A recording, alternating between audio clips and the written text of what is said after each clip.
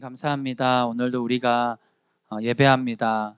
아침마다 인자하심과 성실하심으로 우리를 깨우시는 주님, 우리가 주님의 매일매일의 역사하심을 바라보고 당신의 임재 앞에 나아갈 수 있도록 인도하여 주시옵소서. 하나님, 우리는 항상 새로운 것들을 꿈꿉니다. 더 좋은 삶, 새롭게 달라진 일상들을 기대합니다. 하나님, 우리가 원하는 것들 때문에 매일매일 성실하게 우리 가운데 역사하시는 주님을 못 보는 일이 없도록 우리가 원하는 것을 내려놓고 잠시 주님을 묵상할 수 있고 주님께 집중할 수 있는 그런 예배가 되게 하여 주옵소서. 그리하여서 우리 일상 가운데 여전히 활발하게 역사하시는 주님을 발견하는 우리가 되게 하여 주옵소서.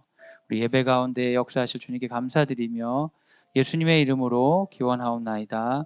아멘. 안녕하세요. 네, 안녕하세요. 오늘이 제가 설교 이번 학기 마지막 하는 날이에요. 다음 주가 종강이거든요. 종강 때는 이제 여러분이 하시는 거니까 여러분 중에 어느 분이 이제 간증하시거나 뭐 이렇게 하고 이제 마무리가 되겠죠. 참 기쁩니다, 제가. 우리 2024학년도 교육표 같이 한번 읽어주세요. 시작. 배움의 지경을 넓혀 세계를 섬기는 드림이. 오늘 우리에게 주신 하나님의 말씀은 고린도후서 13장 13절. 여러분이 엄청 많이 들어보셨을 만한 그런 본문인데요. 같이 한번 읽어주세요. 시작. 주 예수 그리스도의 은혜와 하나님의 사랑과 성령의 교통하심이 너희 무리와 함께 있을지어다. 아멘. 이제 집에 가야 될 것 같죠? 제목은 오늘은 축도에 관한 거예요. 같이 한번 읽어주세요. 시작. 축도 시간을 어떻게 보낼 것인가? 여러분 교회에서 축도들을 주로 많이 하시죠? 축도할 때쯤 되면 어떤 느낌이 드세요? 이제 끝났다. 그래서 여러분 예배 시간 내내 조시던 분들이 축도 시간에 일어나는 분들이 있어요. 그래서 예배 시간 이렇게 계속 이렇게 예배 듣는 건지 안 듣는 건지 이런 가수면 상태로 있다가 축도가 되면 이제 집에 가겠다 이러면서 이제 일어나는 그런 경우들이 있죠. 실제로 축도는 예배 끝나는 시간에 많이 들어가요. 여러분 예배가 그냥 아무거나 하는 것 같지만 나름대로의 그 예식 순서가 있습니다. 제가 다니는 거룩한 빛 광성교회 이제 주보의 한 장면인데요. 여기 보면 주께로 나아감이 있고요. 드림, 나눔, 받음, 파송해가지고 나름의 어떤 흐름을 흘러가는 거예요. 흘러가는데 그래서 처음엔 예배의 부름으로 들어갑니다. 지금 여기서는 우리 신앙 고백이 중간에 들어갔는데 우리 학교에서 예배 드릴 때 학생들은 사도신경으로 들어가요. 사도신경으로 들어갔다가 나갈 때 이제 축도로 나가는 거죠. 그래서 예배라는 것은 어떤 그 들어가는 입구와 나가는 출구가 있는데 축도는 출구 역할을 하는 것입니다. 이제 축도 시간을 사람들이 되게 즐겁게 생각하는 거예요. 왜 축도는 이제 자유 시간이다. 이제 축도했으니까 이제 가도 된다. 와, 막 이런 느낌이죠. 그래서 축도는 여러분 음악 끝날 때까지 가만히 있어야 돼요? 아니면 축도 아멘 하면 돌아다녀도 되는 거예요? 네? 어떻게 해야 돼? 음악 할 때까지 사람들이 있어줘가지고 얼마나 다행인지 모르겠어요. 아멘 하면 빨리 가면 이제 붐비지 않고 나갈 수가 있잖아요. 이제 나가는 걸 이제 천천히 하라고 이렇게. 아멘 하면서부터 일어나는 분들, 음악 중간에 일어나는 분들, 음악 끝나고 일어나는 분들 해가지고 출구가 그래도 좀 분산이 되는 것 같아요. 열당 하면 얼마나 막히겠어요. 근데 여러분 이게 축도 같은 거를 예배 끝나는 자유 시간을 생각하고 저도 좀 모욕적이지만 예배 시간을 계속 이렇게 알 수 없는 표정들 막 졸려가지고 어쩔 수 없다 그러면 축도 끝나가면 밝은 표정으로 일어나서 이제 나가는 학생들을 제가 볼 때면 참 자괴감이 들기도 합니다. 근데 여러분 우리가 축도가 자유 시간인 것처럼 느껴지는 것은 예배가 무거운 의무처럼 느껴지기 때문에 그래요. 예배라는 의무 시간에는 졸아서도 안 되고 집중도 해야 되고 이런 무게감이 있다가 축도라는 어떤 마무리 끝나면 그 무게감으로부터 해방돼서 옆 사람하고 떠들기도 하고 자유가 임하는 것처럼 보이는 거죠. 근데 사실 우리가 이게 예배 신학에 문제가 있는 거예요.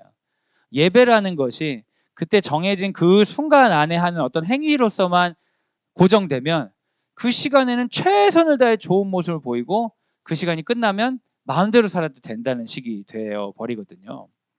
근데 예배는 사실은 그것보다 더 넓은 개념이죠. 로마서 12장 1절과 2절 같이 한번 읽어주세요. 시작. 그러므로 형제들아 내가 하나님의 모든 자비하심으로 너희를 권하노니 너희 몸을 하나님이 기뻐하시는 거룩한 산 제물로 드리라. 이는 너희가 드릴 영적 예배니라. 너희는 이 세대를 본받지 말고 오직 마음을 새롭게 함으로 변화를 받아 하나님의 선하시고 기뻐하시고 온전하신 뜻이 무엇이지 분별하도록 하라.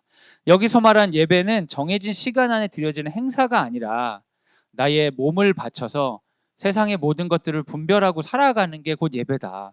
그럼 예배라는 건 모든 일상을 포함하는 게 되는 것이죠. 근데 모든 일상이 예배인데 왜 이렇게 오피셜한 공식 예배라는 게 있는 것이냐? 우리가 이제 모든 게 예배라는 의식을 가지지 않으면 공식 예배만 잘하면 나머지 삶은 자유롭게 살아도 된다고 생각하는 것이랑 똑같게 되는 겁니다. 11조도 그렇게 생각하는 거죠. 11조를 뗐기 때문에 나머지 돈은 내 마음대로 써도 된다. 근데 그렇지 않거든요. 11조의 의미라는 건 모든 재물이 하나님의 것이라는 걸 선언하기 위해서 일부를 하나님께 드려보는 거거든요. 그러니까 이제 예배 자체도 모든 것을 하나님께 예배로 드리기 위해서 오피셜한 예배가 필요한 거죠. 예배 끝나면 자유가 아니라 이 예배로 인하여 나의 일상 예배가 새롭게 되어야 되는 것입니다. 우리의 예배는 구약의 제사가 아니에요. 만약에 이제 예배 예식 자체가 중요하다 생각하시는 분은 구약의 제사처럼 생각하시는 거예요. 제사에는 여러분 두 가지가 꼭 필요해요. 뭐하고 뭘까요? 제물이 필요하고 제사장이 필요합니다. 그래서 이제 천주교의 미사는 제사 같은 성격이 있어요. 그래서 신부님이 반드시 필요해요. 평신도들끼리 예배라는 건 없습니다. 근데 개신교 신학은요, 제사로서의 예배는 없어요. 우리는 히브리서의 신학을 받아들이기 때문에 제사는 끝났어요. 영원한 제물, 영원한 제사장 예수께서 단번에 드린 십자가의 그 예배를 통하여 제사가 다 끝났어요. 그럼 우리가 드린 예배는 뭐냐? 제사의 성격이 아니라 날 구원하신 걸 감격해서 표현하고 반응하는 게 예배인 거예요. 그럼 여러분 표현하고 반응하는 걸 예배라는 한정된 시간에만 합니까? 내 삶 전체로 해야 됩니까? 내 삶 전체로 하는 거예요. 그래서 바울 선생님이 뭘 요구하시냐? 우리의 몸을 제물로 드려라. 우리의 일상 가운데 분별해라. 모든 것을 다 예배로 살으라고 하는 것이죠. 그래서 예배는 일상과 분리된 특정한 시간에서 하는 게 아니라 일상과 연결되어 있고 오히려 일상과 분리된 예배는 예배가 아니에요. 그 예배 시간에 잘 참고 예배 끝날 때 자유다 하고 나가면 오히려 그 사람은 예배를 잘 드린 게 아니라 본인이 자신의 삶을 하나님께 드리지 않았다는 걸 오히려 선명하게 보여주는 게 될 수도 있다는 것입니다. 그럼 왜 우리는 공식적인 예배가 필요하냐? 삶 자체가 예배인데 이런 예배적인 예배 신학적인 질문을 할 수 있죠. 일상에서의 삶을 통해 주님의 뜻을 분별하고 주님께서 기뻐하시는 일을 함으로 예배를 하는 겁니다. 그러니까 오늘 우리는 예배라는 시간이 뿐만 아니라 자녀 양육하는 것, 내가 노동하는 것, 공부하는 것 모두 다 예배일 수 있어요. 우리가 하나님 앞에서 하나님에 대한 반응으로 한다면. 저희 학교 교수님 중에 한 분이 그런 얘기했어요. 학생들에게 공부하다 죽어도 순교입니다. 이렇게 썼어요. 정말 무서운 말이죠. 근데 그 사람은 말이 돼. 왜냐하면 자기가 이제 신학교 교수니까 하나님 나라를 위해서 공부를 하잖아요. 그러다 죽으면 자기는 순교인 거죠. 예배 드릴 시간에 죽거나 아니면 뭔가 전도하다 죽지 않아도 예배 신학은 일상의 모든 노동도 하나님께 바쳐지는 예배가 되어야 된다고 이야기하고 있어요.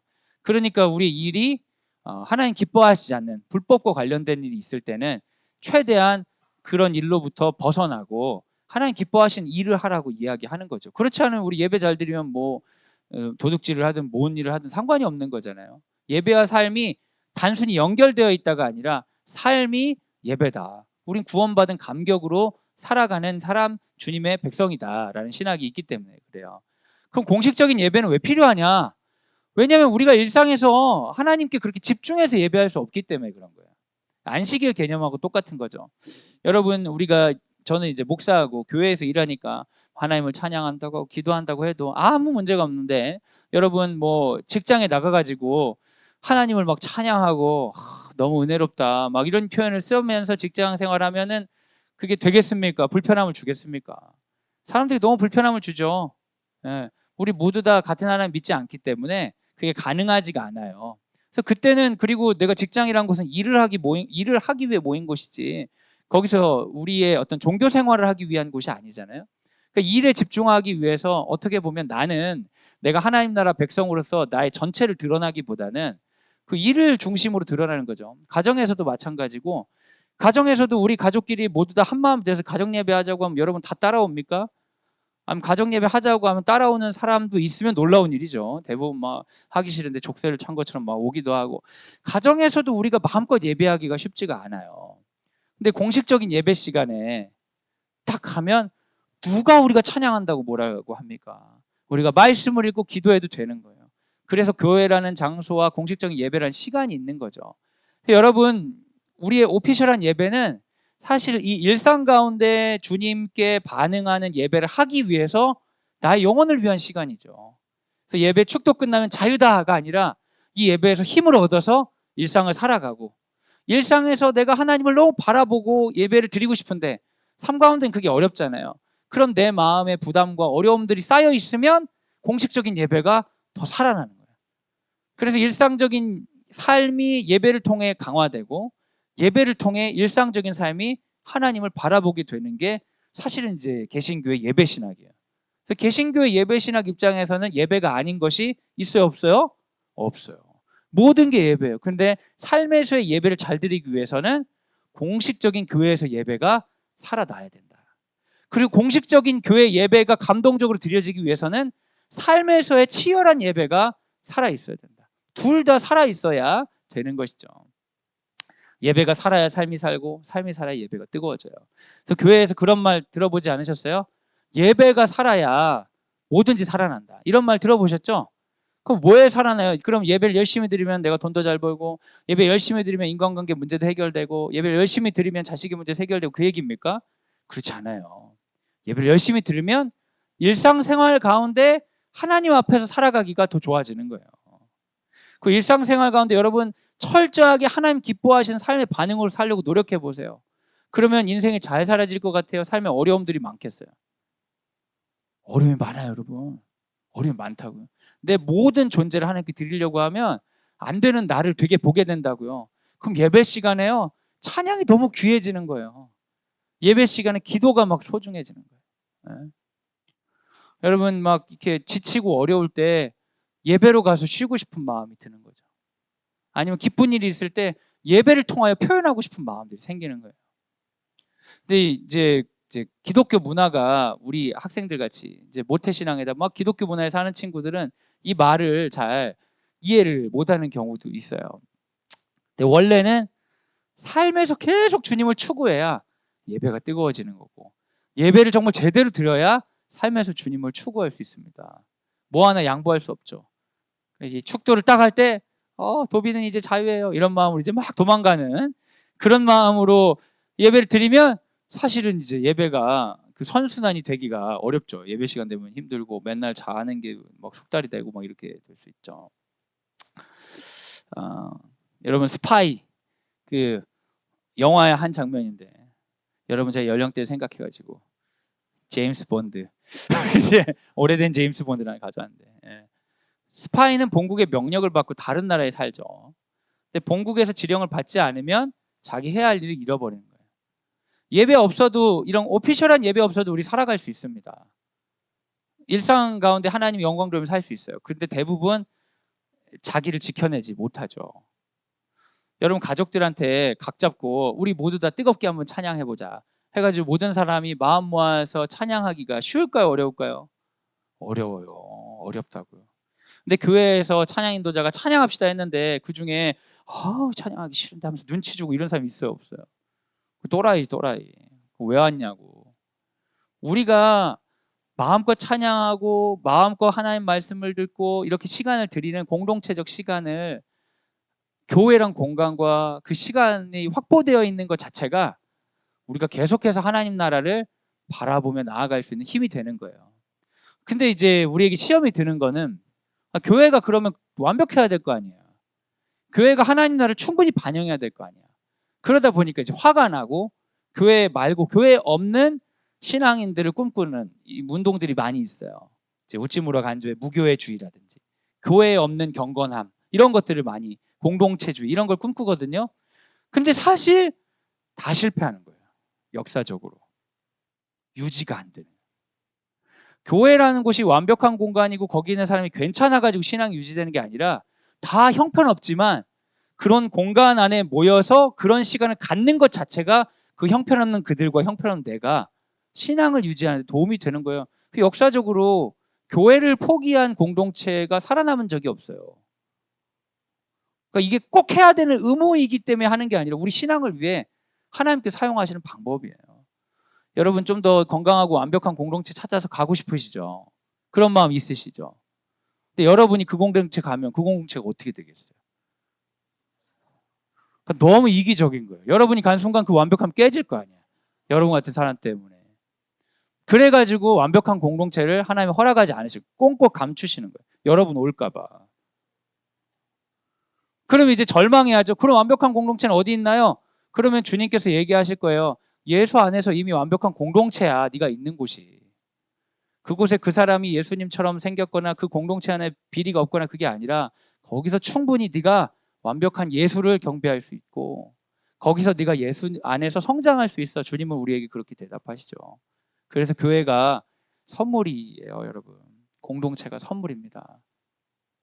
목사님은 아주 이상한 사람일 수도 있고 찬양 인도자도 알고 보니까 뭐 그렇고 그러면 잘 안 되죠. 집중이 안 되는 건 사실이에요. 하지만 그 공간이 있기 때문에 찬양을 할 수 있고 기도를 마음껏 할 수 있는 거죠. 그 시간을 통해 하나님 일하시는 거죠. 그 문제가 되는 사람들은 빨리 제거를 하는 쪽으로 가야지. 공동체 자체로 완벽한 데를 찾아서 여행을 떠나시면 여러분은 타종교로 가시게 될 거예요. 타종교의 새로운 맛이고 역시 타종교가 좋다고. 타종교에도 겉으로 들어가면 멋이지 들어가면 또 더 완벽한 데는 없습니다.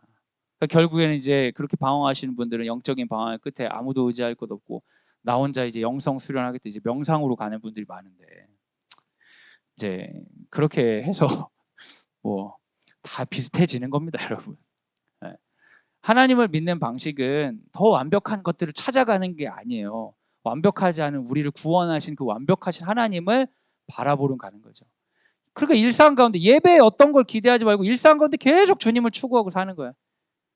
그러면 주님 앞에 부족한 내가 주님께서 허락하신 그 찬양과 말씀의 시간을 누리고 다시 더 표점을 맞추는 시간을 예배로 삼아야 되는 것입니다. 하나님 나라 백성은 이 땅에 살지만 하늘의 지령을 받은 예수님의 제자예요. 이중 국적자죠, 일종의. 여러분 이중 국적을 원하시죠? 이제 그 원정 출산 막 하고 그러잖아요. 괌의 원정 출산. 비행기에서 나오면 좋겠다며 막 이러면서 이제 그래서 애들 뭐 미국 국적을 막 주기 위해서 막 이런 거 하잖아요. 근데 여러분 우리는 이미 이중 국적이에요. 하나님 나라 백성이면서도 대한민국 사람이죠. 일반적인 스파이는 본국에서 파견이 돼서 그 나라가 망하기를 원하잖아요. 근데 하나님 나라에 파견된 사람들은 파송받은 사람은 저쪽에 소속이지만 여기를 새롭게 하는 사람들이에요. 그러니까 이런 거 되게 잘 보여주시는 분이 선교사님들 같은 분이죠. 우리의 국적은 다른 데 있지만 이 땅에 와서 이 땅을 새롭게 하기 위해서 부름받은 사람이에요. 근데 이 땅에 살다 보면 본국을 잊어버릴 수 있잖아요. 그러니까 본국하고 연락도 하고 거기서 그 사람들도 만나고 항상 하는 거죠. 공식적인 예배 없이 신앙을 잘 유지하는 사람은 거의 없습니다. 예배는 구원의 감동을 전하는 자리이며 동시에 삶의 방향을 선명하게 해주는 시간이에요. 예배 없이 일상에서 신앙생활도 없습니다. 근데 이건 원칙은 아니고 가능한 분도 있겠는데 거의 없더라. 역사적으로 그런 얘기죠. 한번 이제 약간 아버지 학교 느낌이긴 한데 같이 한번 읽어주세요. 시작. 예배가 살아야 삶이 산다. 삶이 살아야 예배가 산다. 여러분 오늘 오셔가지고 엄청 막 은혜를 받고자 하시는 분이 있다면 그렇다면 오늘 여기서 그 할 수 있는 바는 없고 오기 전에 준비가 돼야 됩니다. 교육의 영역 가운데 하나님 나라가 전파되길 원하면서 간절히 일주일간 양육을 하고 일주일간 살아오시면 이 시간이 예배 가운데 은혜가 넘칠 수밖에 없어요. 근데 준비를 안 하고 오면 다 누구 탓이에요? 은혜 받고 은혜 안 받고는. 다 목사 탓인 거예요. 목사님이 준비를 잘 안 하나 봐. 목사님이 재밌는 예화를 하겠다고 무슨 드라마 얘기를 하면 책은 안 보고 맨 드라마만 보나 보지. 다 목사 탓인 거예요. 또 목사님이 은혜로우면은 하나님이 아니라 우리 목사님이 또 최고야. 다른 교회는 더 은혜롭지가 않고. 근데 여러분 그거는 다 예배의 타락입니다. 예배의 타락이에요. 이 예배가 살아나려면 일상 가운데 더 하나님 나라를 치열하게 살아가는 거예요.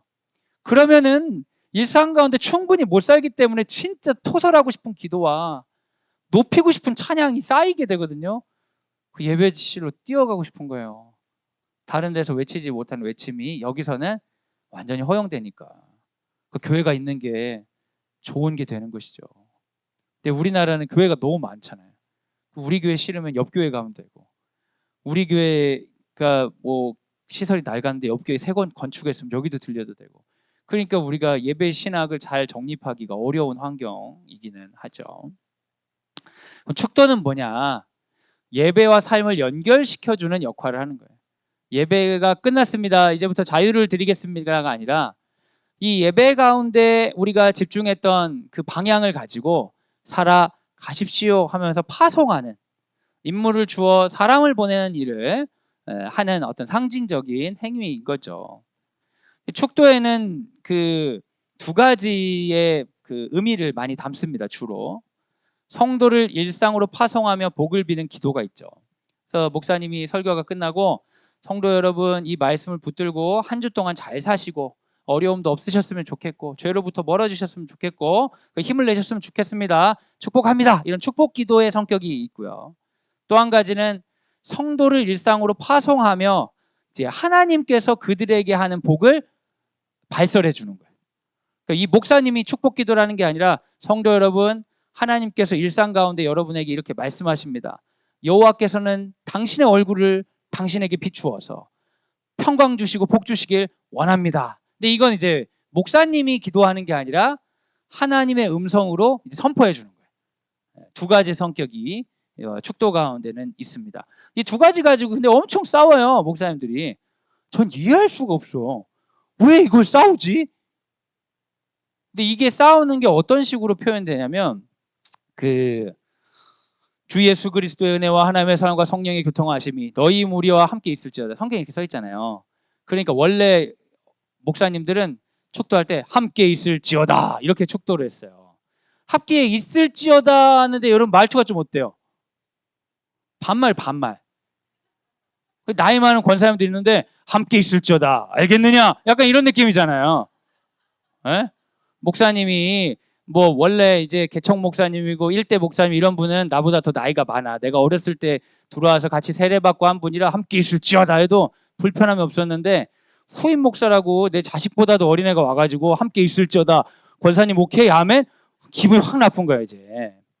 근데 그러면 이제 얘기를 하는 거예요. 목사님 나이가 있는데 함께 있을지어다 뭡니까? 그럼 목사님도 얘기하는 이거는 내가 하는 말이 아니고 하나님이 여러분에게 하는 말을 내가 대신하는 거예요. 하나님의 음성이에요. 이렇게 얘기하는 거죠.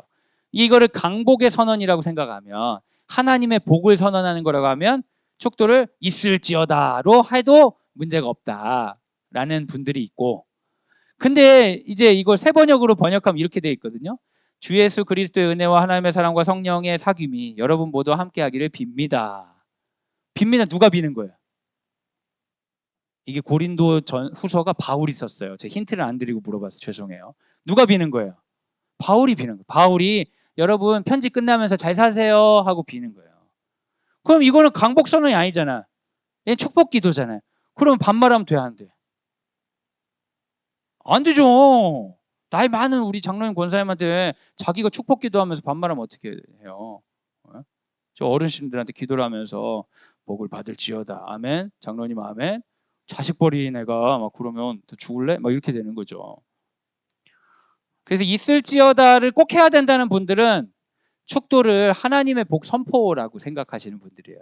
그러니까 이거는 내가 축도하는 게 아니고 하나님이 여러분에게 하시는 말씀을 전 대신하는 거예요. 하나님이 여러분의 이 복을 선포하십니다. 이렇게 생각하고 축원하옵나이다 이렇게 하는 분들은 설교자의 기도라고 생각하는 거예요. 근데 저는 있을지어다라 할까요? 축원하옵나이다로 할까요? 축원하옵나이다로 해요. 저는 왜 그렇게 할까요? 제가 이런 내용 때문에 할까요? 아니면 시켜서 이렇게 할까요? 시켜서 그렇게 하는 거예요. 교단에서 이렇게 하라고 가르쳐 줬어요. 나는 관심이 없어요. 있을지어다를 하든 축원하옵나이를 하든 그냥 끝날 때 이렇게 하라고 가르쳐주고 안수할 때보다 이렇게 하는 걸 가르쳐줬으니까 하는 거예요. 예.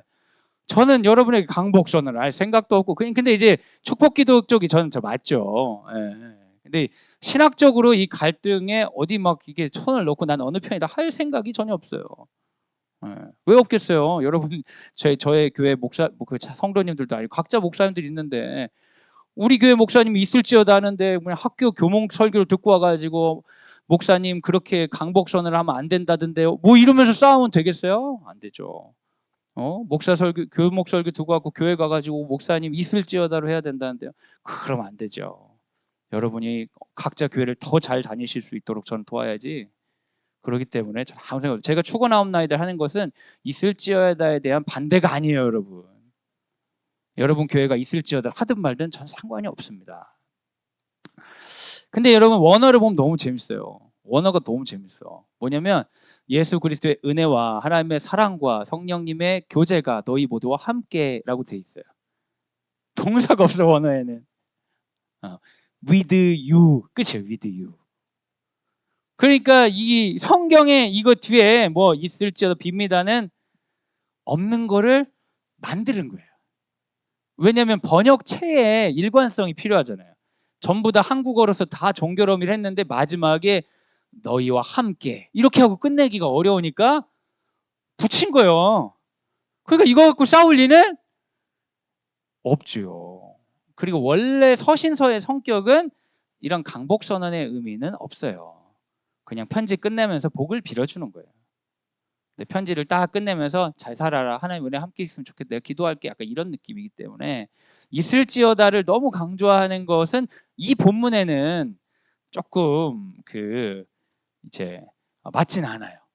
그러면 이렇게 되면은 이제 있을지어다 하는 분들은 보수적인 사람들이고 막 교권을 강조하는 사람들이고 시대착오적인 사람 그런 사람 쫓아내야 되고 막 이렇게 생각하실 수 있지만 근데 실제로 성경의 축도에는 그 강복 선언도 있어요. 그게 이제 민수기 6장 23절 26절이에요.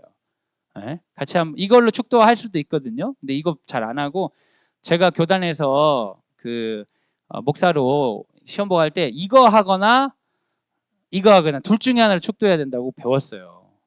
근데 저는 이걸로는 안 해요. 왜냐하면 이걸로 하는 분을 제가 거의 본 적이 없어요. 그래서 익숙하지 않아서 안 해요. 한번 읽어보죠. 아버지 학교에서 이거 많이 하죠. 같이 한번 읽어주세요. 시작.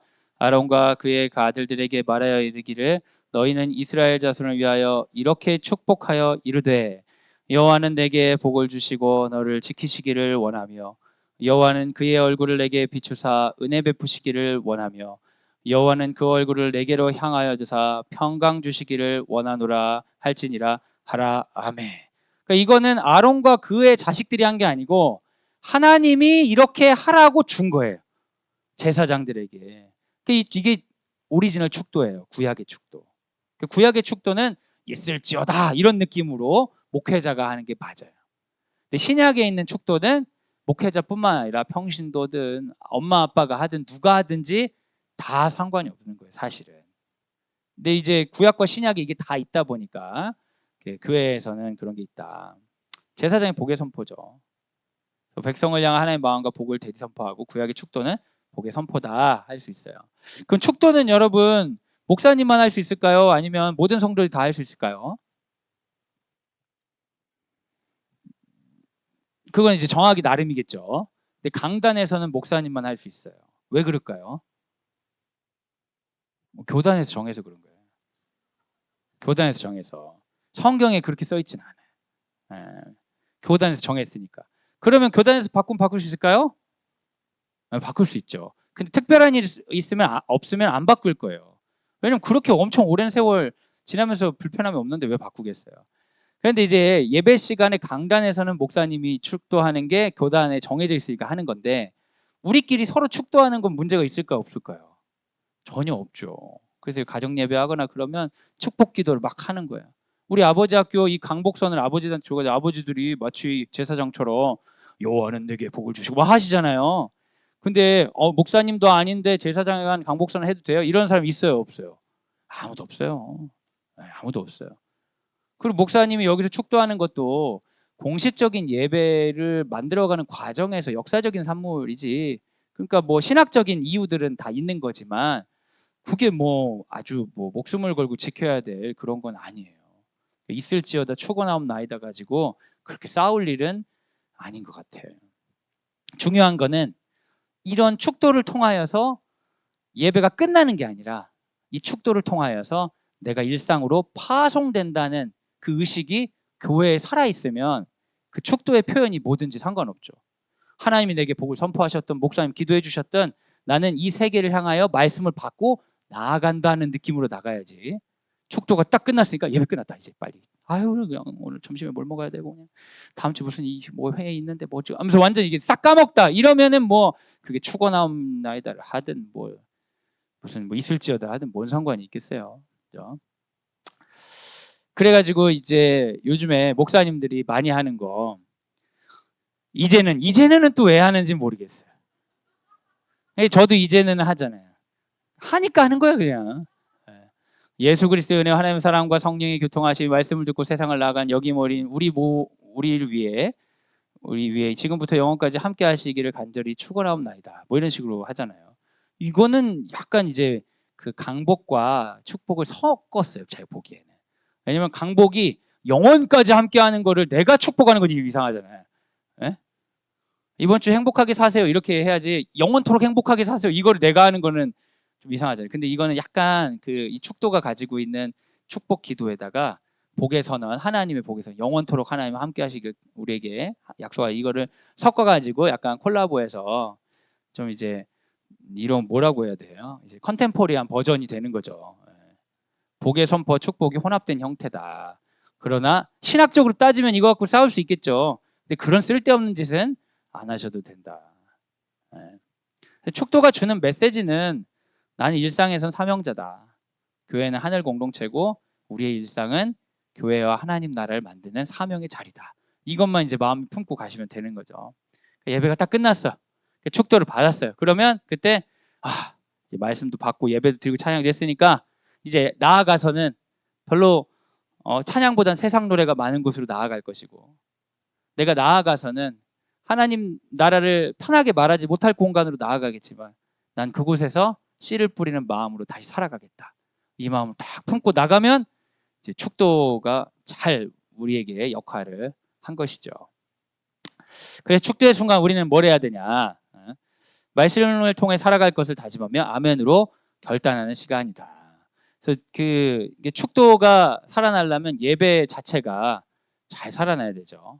그리고 하나님께 동행하심을 확신하며 용기 있게 세상으로 출발하는 시간입니다. 그래서 축도가 딱 할 때 용기와 아멘을 하기 위해서 우리가 축도 끝나고 음악도 딱 깔아주잖아요. 되게 멋있게 막 그때는 막 이렇게 가벼운 노래 안 하고 막 오르간 주로 막 쫙 나오잖아요.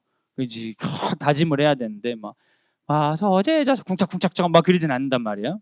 근데 그때 우리가 이제 다 결단하는 마음으로 기도를 좀 이렇게 하고 주로 나가면 되죠. 급한 일이 있는 사람은 가면서 결단을 해도 큰 상관은 없지 않을까 싶긴 하지만 기도하라고 음악을 깔아주니까 그걸 충분히 이용하시고 굳은 마음으로 이렇게 나가시면 좋다. 그죠? 딱 기도하고 가면 이제 교회 학교 가서 아이를 맞이한 순간부터 전쟁이 시작되기 때문이지. 우리는 기도가 필요한 거예요. 자유가 임하는 게 아니라 새로운 전쟁이 시작되는 것이죠. 그러고 보면 학생들은 이제 축도가 자유같이 느껴질 수 있을 것 같아요. 축도하고 노니까. 그 예배가 끝나면 우리의 시선은 일상 가운데 길을 잃을 때 순간순간 예배를 돌아보면 다음 예배로 이렇게 크리스찬들은 예배에서 예배로 살아가는 일상의 예배와 공식적인 예배를 번갈아서 살아가다가 천국까지 가는 존재가 크리스찬입니다. 근데 주중 예배는 어떤 의미가 있냐? 경건을 위한 선택이에요. 여러분 오늘은 무슨 요일이죠? 화요일이에요. 맞아요. 근데 오늘은 경건을 위한 선택이에요. 그러니까 여러분 안 오셔도 전혀 문제가 없는 예배인 거죠. 그럼 제가 여기서 설교를 막 예배 순서대로 안 하고 막 맘대로 하고 특강 불러서 특강하고 이래도 상관이 있어요, 없어요? 상관없어요. 그러니까 우리 학교 체풀 시간에 뭐 수요일 날 금요일 날 학생들 할 때 오늘은 특강 강사가 와가지고 특강도 하고 영상 틀어주면서 교육도 하고 레크레이션도 하고 이래도 돼요, 안 돼요? 아무 상관이 없어요.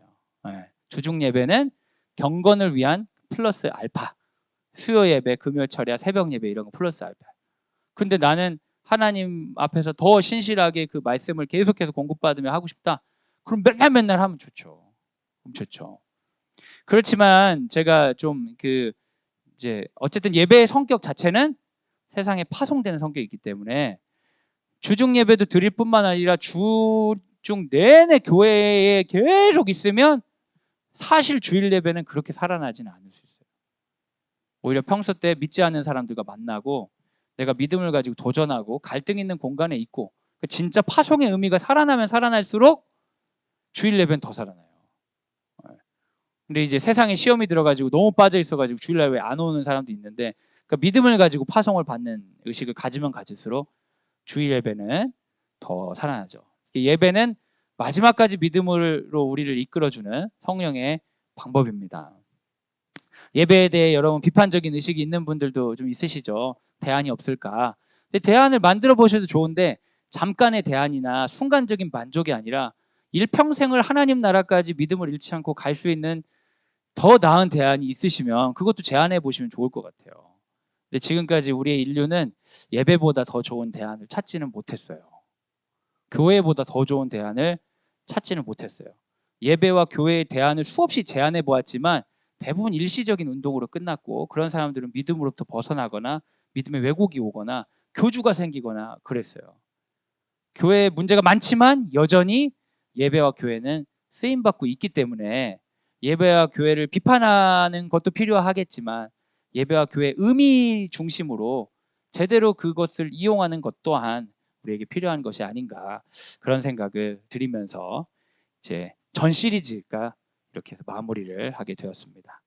그래서 오늘 제가 이번 학기 동안에 사도신경과 예배 시리즈를 통해 우리 주제가 좀 복음의 기초를 좀 세우고 복음을 전파하자는 거라 그 시리즈를 이렇게 마쳤는데 제 마음에 큰 부담이 있는 것은 여러분들은 일정이 없으니까 제가 계획한 대로 해서 설교가 끝났는데 우리 청소년들은 일정이 너무 많아가지고 지난주에 그 시리즈 설교 1번을 했어요. 율법의 기능은 무엇인가? 그리고 이제 다음 주에 시리즈 설교 2번을 하고 방학을 맞이하게 됐어요. 이렇게 많은 설교를 하는 동안 청소년들 설교를 제가 거의 하질 못했어. 초등 애들도 지금 시리즈가 많이 남아가지고 이게 시리즈가 이게 주수가 맞아야 저도 설교를 하나만 준비하고 마음이 편한데 3개가 다 순서가 달라가지고 제 인생에 괴로움이 많습니다. 왜 어머니, 아버님들만 이 설교를 들어야 했는가? 지금 많은 생각을 하게 되죠. 하여튼 여러분 우리 이렇게 해서 이번 학기 이제 설교하고 이 모든 여정을 마치려고 합니다. 다음 주에는 우리가 그 종강이거든요. 종강이어서 부모님들 가운데 간증도 해주시고 자기 어떻게 지내는지 이야기도 나눠주시는 그런 시간을 가지실 거예요. 근데 제가 그게 어떻게 선발되는지 모르겠어요. 아마 대표님이 이렇게 연락이 오거나 그러면 이제 아멘으로 순종하는 마음으로 앞에 나오셔서 발표하시면 될 겁니다. 네, 그렇게 해서 우리 이번 학기 마무리를 잘 하면 좋겠습니다. 같이 기도하시죠. 아니 축도해야 되나? 기도하고 축도하고. 기도하고 축도하지 맞아요. 기도 맞아요. 우리 같이 기도하시죠. 우리 기도할 때 오늘 시리즈 설교를 마치면서 이게 뭐 꼭 쭉 다 참여하시지 않으시더라도 이 순간순간 예배를 새롭게 좀 바라보고 우리의 신앙 고백을 새롭게 바라보는 시간이 되셨으리라 생각이 됩니다. 한번 돌아보면서 내 안에 하나님께서 허락해 주신 소중한 기초와 기본이 있음에도 불구하고 좀 더 새로운 것을 찾고 방황했던 모습은 없었는지 정말 중요한 것들 필요한 기본과 기초 그것을 다시 바라보면서 예수님 여전히 우리에게 좋은 것 많이 주셨음을 아멘으로 받아들이는 우리가 되기를 소원합니다. 함께 기도합시다. 감사하고 우리의 주신 기본에게 집중할 수 있도록 나를 인도하여 주옵소서. 함께 기도하겠습니다. 주님 감사합니다.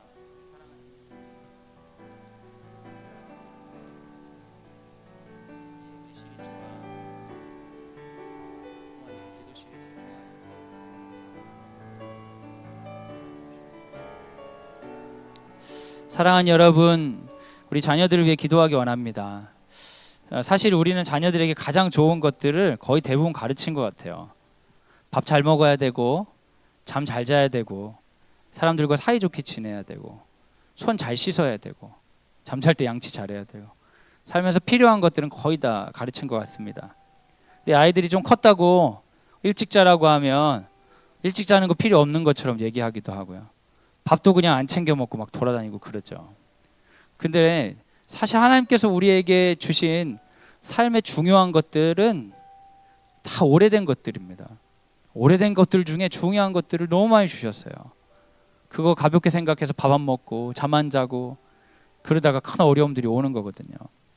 이 시간 우리 자녀들을 향해 바라볼 때 아주 이 시대의 트렌디하게 필요한 것들을 너무 쫓아가려고 애를 쓰는 이 시대의 풍조와 어떻게 보면 좀 저항하여서 꼭 필요한 것들, 믿음의 가장 기초가 되는 것들 가르칠 수 있도록 우리 양육 가운데 주님 은혜를 더하여 주시옵소서.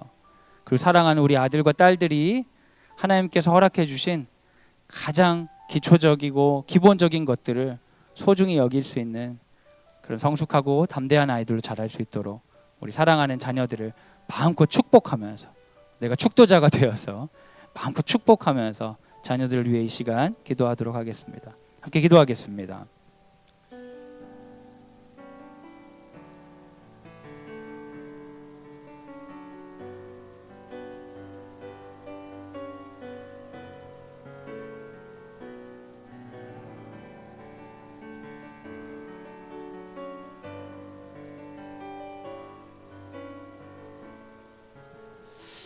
이번 주에도 학교에도 많은 일들이 있습니다. 우리 특별히 중고등학생들 시험이 있는데요.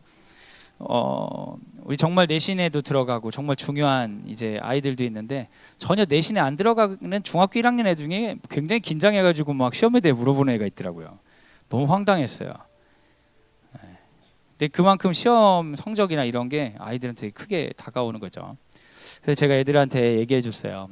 시험은 성적을 통제하는 시간이 아니다. 성적은 니네가 내는 게 아니니까 네가 할 수 있는 걸 해보는 거다. 태도로 실패하지 말라고, 성적으로 실패하지 말고 태도로 실패하지 말아서 시험 앞에서 할 거는 다 해라. 이렇게 아이들을 격려했습니다. 우리 사랑하는 우리 학생들이 시험을 통해 성장하고 나아갈 수 있도록 기도해 주시기 바랍니다. 변명하고 도망치기보다 직면하고 성장하고 나아갈 수 있도록 기도해 주시고, 시험이란 큰일 가운데 불미스러운 일이나 또한 어려운 일들이 있지 않도록 함께 기도해 주시기 바랍니다. 초등과정 학생들 이제 얼마 남지 않은 방학 앞두고 마무리하는 과정 가운데 있습니다. 특별히 선생님들이 평가하면서 아이들의 여러 가지들, 초등에서도 이런 단원 평가라든지 정리하는 시간들이 많이 있는데요. 아이들이 이 시기를 통하여 한 학기 동안 배운 것들을 잘 마무리하고 방학 맞이하기 전에 필요한 관계의 어떤 유연함들, 배워야 되는 것들이 있다면 잘 풀어주시기를 기도합시다. 우리 초등과 중등과정 한 주 동안의 어떤 생활을 위해 시간 함께 기도해 주시길 부탁드립니다. 같이 기도하겠습니다.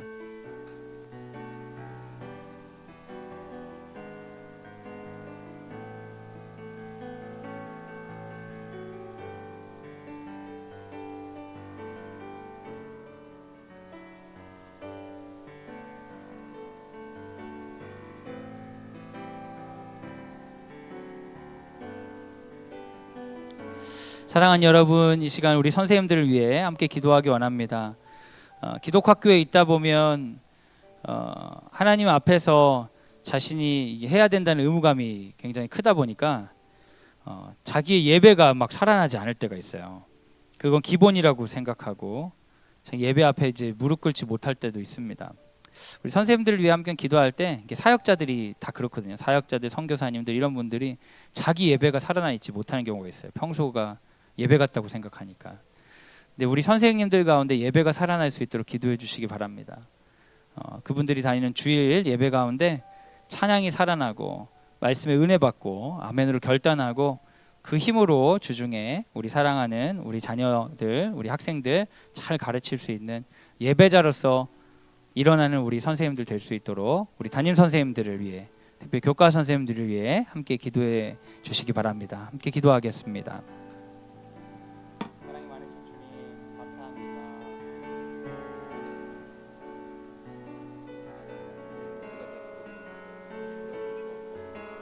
이거 지나가는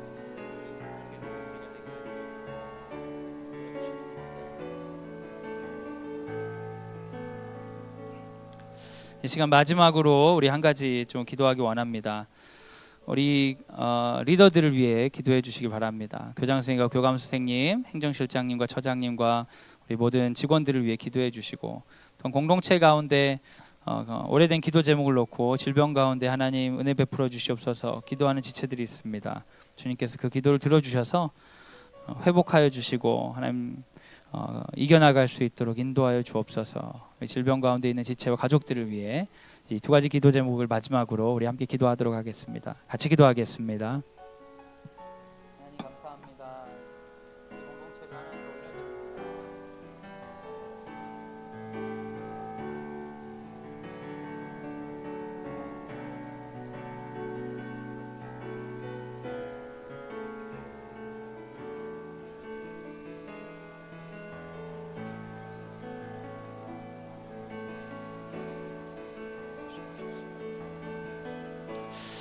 이 시간 제가 기도하고 축도로 예배를 마치도록 하겠습니다.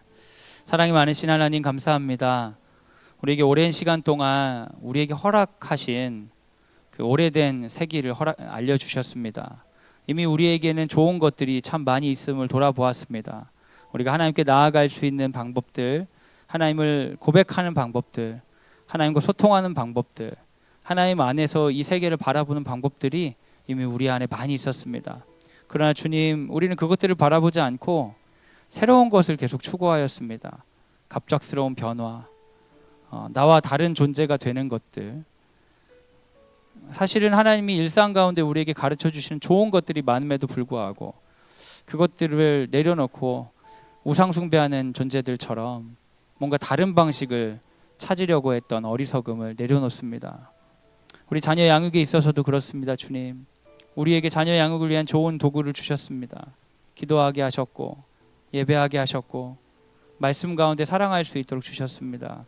그 좋은 도구들을 사용하지 아니하고 다른 방법으로 통제하려고 하거나 초조했던 부분들을 내려놓습니다. 하나님, 이제 우리의 자녀 양육 가운데에 오시옵소서. 하나님, 우리 가정 가운데 임하시옵소서. 우리의 일상 가운데 주인이 되어 주시옵소서.